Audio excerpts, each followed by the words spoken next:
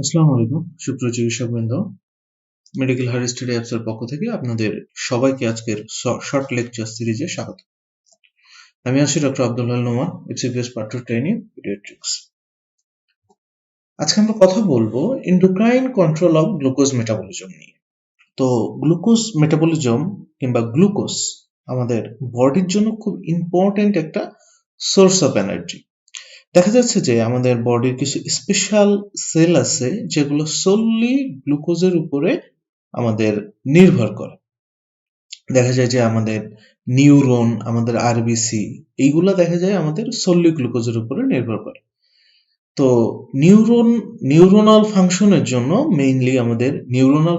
জন্য গ্লুকোজটা খুবই ইম্পর্টেন্ট। দেখা যায় গ্লুকোজ যদি ঠিকঠাকভাবে সাপ্লাই না হয় তাহলে আমাদের নিউরনগুলো ঠিকভাবে ফাংশন করতে পারে না, যার ফলে একটা প্রবলেম সৃষ্টি হয়েছে।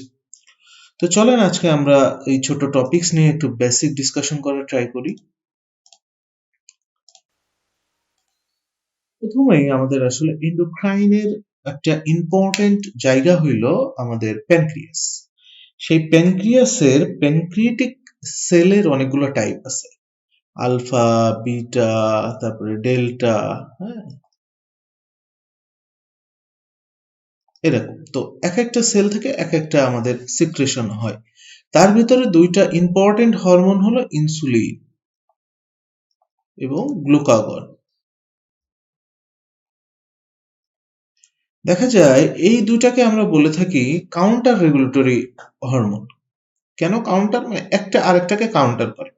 যেমন ইনসুলিন যে কাজ করে, গ্লুকাগন তার উল্টাটা করে।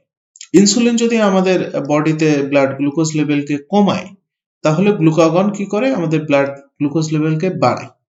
তো এই জন্য একটা আরেকটার ইন্টি অ্যাকশন করে, কাউন্টার অ্যাকশন করে। এই জন্য মানে এরা হলো শত্রু ভাই। কিন্তু এই দুইটা হরমোনই কিন্তু আমাদের বডির জন্য গুরুত্বপূর্ণ। মানে দুইটা হরমোনের ফাংশনই আমাদের জন্য ইম্পর্টেন্ট। আপনার যদি গ্লুকোজ কম হয়ে যায় তাহলেও যেমন খারাপ, আবার যদি গ্লুকোজ বেশি হয়ে যায় সেটাও বডির জন্য টক্সিক ইফেক্ট নিয়ে আসে। তাহলে প্রথমে আমরা একটু জানার চেষ্টা করি। All the cells in the body are capable of using glucose as an energy source by the process of glycolysis. Most cells can also use fatty acid with two important exceptions. তাহলে যেটা বলছিলাম যে আমাদের maximum body সেলগুলো আমরা glucose দিয়ে তারা হইলো তাদের এনার্জি লেভেলটা মেনটেন করে। কিছু কিছু জায়গায় আমাদের আমাদের হইলো fatty acid source of energy হিসেবে প্রোভাইড করে, বাট দুইটা এক্সেপশন আছে যেখানে ফ্যাটি অ্যাসিড আমাদের সোর্স অফ এনার্জি হিসেবে কাজ করতে পারে না। সেই দুইটা কোনটা? একটা হলো নিউরন, একটা হলো ব্লাড সেল। স্পেশালি নিউরনের ভিতরে কোনটা? Central nervous system. Although they can adapt to use ketone body, but actually main source of energy of central nervous system is glucose. এখন যদি কোনো কারণে যদি আমাদের এই গ্লুকোজ লেভেলটা, ব্লাড গ্লুকোজ লেভেলটা ফল করে, ড্রপ করে অথবা লো হয়ে যায় নর্মাল লেভেলের থেকে, তাহলে আমাদের ব্রেইনটা এনার্জির জন্য স্টার্ভ করে, মানে স্টারভেশনে চলে যায়, সে ঠিকঠাকভাবে এনার্জি পায় না। একই সাথে সাথে যদি আমাদের ব্লাড গ্লুকোজ লেভেলটা টু মাচ হাই হয়ে যায় কিংবা অনেক বেশি হয়ে যায়, হাইপারগ্লাইসেমিয়া ডেভেলপ করে, সেই গ্লুকোজটাও কিন্তু আমার নিউরনের জন্য টক্সিক। মানে আপনার হাইপোগ্লাইসেমিয়া ডেভেলপ করলেও আপনার নিউরন ড্যামেজ হবে, আবার হাইপারগ্লাইসেমিয়া ডেভেলপ করলেও আপনার নিউরন ড্যামেজ হবে। এই জন্য আমাদের গ্লুকোজটাকে একটা স্ট্যাটিক লেভেলে রাখাটা, tightly control within a narrow limit is important. Fasting normal glucose কত? 3.5 to 5.5 মিলিমোল পার লিটার। এই যে গ্লুকোজটা যে আমার কমানো এবং বাড়ানো কিংবা একটা স্ট্যাটিক লেভেলে মেনটেন করা, সেইটা মেইনলি করে থাকে আমাদের লিভারে। একটা ইম্পর্টেন্ট রোল এখানে আছে। আগেই বললাম যে যেমন গ্লাইকোলাইসিস কোথায় হচ্ছে? আমাদের লিভারে হচ্ছে। গ্লুকোজ মেটাবলিজমের যে পাথওয়ে কিংবা গ্লুকোজ তৈরির যে পাথওয়ে, সেটা আমাদের কোথায় হচ্ছে? লিভারে হচ্ছে। এই জন্য লিভার স্পেশালি একটা ইম্পর্টেন্ট রোল প্লে করে আমাদের ব্লাড গ্লুকোজ লেভেল মেনটেনের জন্য। Glucose homeostasis is maintained by interplay between insulin and glucagon, যেটা বলছিলাম।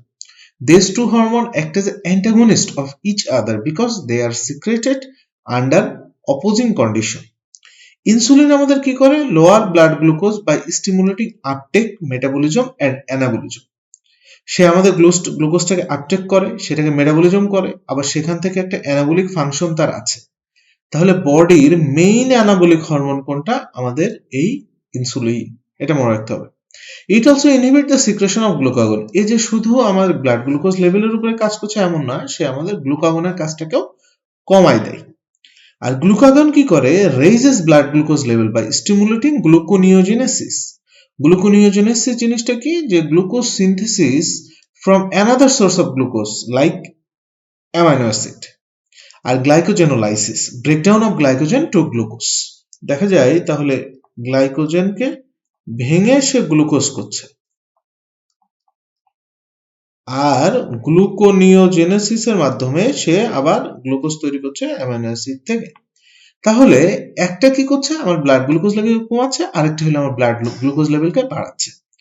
ইনসুলিন যেমন গ্লুকাগনকে ইনহিবিট করছিল, ঠিক একইভাবে আমাদের গ্লুকাগনও আমাদের ইনসুলিনকে ইনহিবিট করে, ইনসুলিনের অ্যাকশনকে ইনহিবিট করে। It also inhibit the action of insulin but stimulate insulin secretion. Okay, তাহলে এইটা হইছে আমাদের একটা জিনিস। এই জন্য দেখা যায় আমরা পারসিস্টেন্ট হাইপোগ্লাইসেমিয়াতে কিন্তু আমরা গ্লুকাগন দিয়ে থাকি। গ্লুকাগন দিয়ে থাকি, সে আমার ইনসুলিন লেভেলটাকে, সিক্রেশনটাকে বাড়ালেও তার অ্যাকশনটাকে স্লো করে দেয়, যার ফলে আলটিমেটলি আমাদের যে হাইপোগ্লাইসেমিয়া যে হচ্ছিল ইনসুলিনের জন্য, সেইটা কমে যায়। এখন আমরা একটা সিঙ্গেল বেসড বক্স একটু ডিসকাশন করি। সিঙ্গেল বেসড একটা পয়েন্ট যতক্ষণ আমরা যতটুকু পড়লাম এর উপরে বেসিস করে, insulin is the only hormone that lowers blood glucose level, but a number of hormones including glucagon and adrenaline epinephrine can raise them. তাহলে ইনসুলিন একমাত্র ব্লাড গ্লুকোজ লেভেলকে কমালেও আরো কিছু হরমোন আছে যেগুলো আমাদের ব্লাড গ্লুকোজ লেভেলটাকে বাড়তে সাহায্য করে, যেমন গ্লুকাগন, অ্যাড্রেনালিন, এছাড়া কর্টিসল আছে, আরো আছে, আমরা একটু পরেই দেখব। তাহলে এখান থেকে আমাদের যেটা কনসাইজ করা জায়গা সেটা হইলো যে আমাদের নিউরন, ব্লাড সেল, এগুলো আমাদের গ্লুকোজের উপরে বেশি ডিপেন্ড করে। হাইপোগ্লাইসেমিয়া লেভেলটা, আমরা ফাস্টিং লেভেলটা কত বলবো, আমাদের কোন অর্গানটা গ্লুকোজ মেটাবলিজমের সাথে যুক্ত আছে, আমাদের এন্ডোক্রাইনের ভিতরে কোন দুইটা হরমোন আমাদের মেইন রোল প্লে করছে, and this is single base একটা বক্স আমরা মাথায় রাখবো। এখন আমরা আরেকটা বক্স দেখি, সেটা হলো যে response that raise blood glucose level and responses that lower blood glucose level. আমাদের বডির কিছু রেসপন্স করে যেগুলো আমাদের ব্লাড গ্লুকোজ লেভেলকে বাড়তে সাহায্য করে। তো প্রথমেই যেটা আসে সেটা হলো ডায়েট। আমরা যদি মুখে বেশি বেশি গ্লুকোজ খাই তাহলে আমাদের ব্লাড গ্লুকোজ লেভেলটা বাড়বে, এটা খুবই স্বাভাবিক। তাহলে injection of glucose in diet. 2 নম্বরটা হলো গ্লুকোনিওজেনেসিস। এটা একটা irreversible conversion of amino acid to glucose. এখানে মেইন রোল কে প্লে করে আমাদের লিভার। এই জন্যই বলা হয়েছিল যে liver plays specially an important role in maintaining blood glucose level. আরেকটা যেটা কি হবে, হতে পারে আমাদের আরেকটা সোর্স থেকে আসতে পারে, যেমন গ্লাইকোজেন থেকে আমাদের গ্লুকোজ হইতে পারে, যেমন glycogenolysis, the reversible breakdown of glycogen to release glucose. এটাও কোথায় হয়? আমাদের লিভারে হয়। তাহলে এই তিনটা মাধ্যমে আমাদের ব্লাড গ্লুকোজ লেভেলটা বাড়তে পারে। এখন responses that lower blood glucose level, যে আমরা কি কি করার মাধ্যমে আমাদের বডি ব্লাড গ্লুকোজ লেভেলটাকে আবার নরমালাইজ অথবা কমায় নিয়ে আসে। যেমন ইনক্রিজড আপটেক ইন সেল। একটা সেলের মেটাবলিজমের জন্য তার এনার্জি দরকার হয় এবং সেই এনার্জির সোর্সটা আসে গ্লুকোজ থেকে। এই জন্য সে বেশি বেশি পরিমাণে গ্লুকোজটা আপটেক করে এবং বেশি বেশি পরিমাণে সেই এনার্জি যখন ডিমান্ড বাড়ে সে সেটাকে ইউটিলাইজ করে ফেলে। তাহলে একটা হলো increased uptake in the cell and metabolized. Metabolism to produce energy, যেটা বললাম যে সেলের কাজের জন্য এনার্জি দরকার, সে গ্লুকোজটাকে নেয় এবং মেটাবলাইজ করে এনার্জি প্রডিউস করে। আরেকটা হলো glycogenesis, the reversible conversion of glucose to glycogen. এটা বলছিলাম যে গ্লাইকোজেনোলাইসিস মানে আপনার গ্লাইকোজেন থেকে যে গ্লুকোজ হচ্ছিল, এটা একটা রিভার্সিবল প্রসেস যেটা আমাদের লিভারে হয়। তাহলে এই গ্লুকোজ থেকেও আবার গ্লাইকোজেন হবে, এটা একটা রিভার্সিবল প্রসেস যেটা আমাদের লিভারে হবে। ওকে, তাহলে এই জিনিসটা হয়ে থাকে। আর একটা হলো lipogenesis, the irreversible conversion of glucose to fatty acid. তখন আমাদের বিভিন্ন পেরিফেরাল ফ্যাট গুলাতে, আমাদের ফ্যাটি অ্যাসিড গুলোতে আমাদের এই গ্লুকোজ গুলা কনভার্সন হয় হয়ে ফ্যাটি অ্যাসিড ফর্মেশন হয়। এই জন্য দেখা যায় যখন ওই যে একটু আগে আমরা পড়ছি যে আমাদের গ্লুকোজের পরে সোর্স হিসেবে আমাদের ফ্যাটি অ্যাসিড কাজ করে, তো একইভাবে যখন আমার ব্লাড গ্লুকোজ লেভেলটা বেশি থাকে তখন সে ফ্যাটি অ্যাসিডে কনভার্ট হয়ে সে ফ্যাটি অ্যাসিডটা তৈরি করে রাখে। তাহলে এতটুকু আমাদের এই বক্সটা আমাদের একটু মাথায় রাখতে হবে যে আমাদের ব্লাড গ্লুকোজ বাড়ানোর জন্য আমাদের মেটাবলিক পাথওয়ের কোন কোন প্রসেস আমাদের ইনভলভ থাকে, আর ব্লাড গ্লুকোজ লেভেল কমানোর জন্য আমাদের মেটাবলিক পাথওয়ের কোন কোন প্রসেস ইনভলভ থাকে। তাহলে একটা থাকে হলো গ্লাইকোজেনেসিস, আরেকটা হলো লাইপোজেনেসিস, আরেকটা হলো যে আমাদের গ্লুকোজ মেটাবলিজম যেখানে হয় সেই পাথওয়েটা, যেমন গ্লাইকোলাইসিস।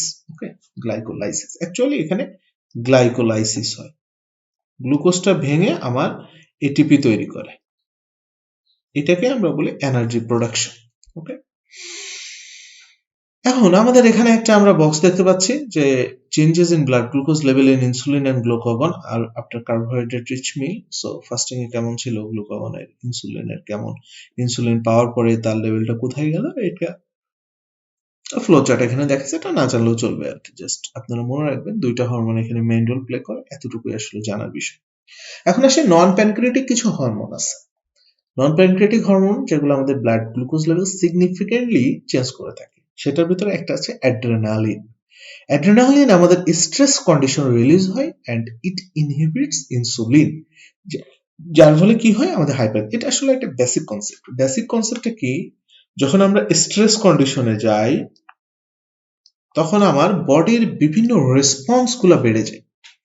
রেসপন্স বাড়ার ফলে কি হয়, আমাদের অক্সিজেন কনজাম্পশন ডিমান্ড বাড়ে, মানে অক্সিজেন ডিমান্ডটা বাড়ে। অক্সিজেন ডিমান্ডটা যখন বাড়ে তখন আমাদের অক্সিজেন সাপ্লাই বাড়াইতে হবে, এবং একই সাথে সাথে আমাদের মেটাবলিক ডিমান্ড বাড়ে, মেটাবলিজম বেশি বেশি হয়, মেটাবলিক ডিমান্ড বাড়ে, যার ফলে বেশি বেশি আমাদের গ্লুকোজ লাগে। ওকে, সেই জন্য আমাদের বডিতে গ্লুকোজটাকে কমানো যাবে না। তাহলে বডির একমাত্র গ্লুকোজ কমানোর হরমোন কোনটা? ইনসুলিন। তাহলে আমরা কি করব, ইনসুলিনের সিক্রেশনটাকে বন্ধ করব, কিংবা ইনসুলিনটাকে ইনহিবিট করব, যার ফলে আমার ব্লাড গ্লুকোজ লেভেলটা কমবে না, বাড়বে। আচ্ছা গেল, এরপরে কর্টিসল। কর্টিসল আরেকটা কি জিনিস, আমাদের released in response to stress, it reduce the sensitivity of insulin, আমাদের ইনসুলিন সেন্সিটিভিটিটাকে কমায় দেয়, যার ফলে আমাদের ব্লাড গ্লুকোজ লেভেলটা বেড়ে থাকে। আরেকটা growth hormone, it released at night, it reduces sensitivity to insulin. So এইগুলো আমাদের কি করে, আরেকটা কাজ করে থাকে। All three hormone can stimulate glycogenolysis and gluconeogenesis to raise blood glucose level directly.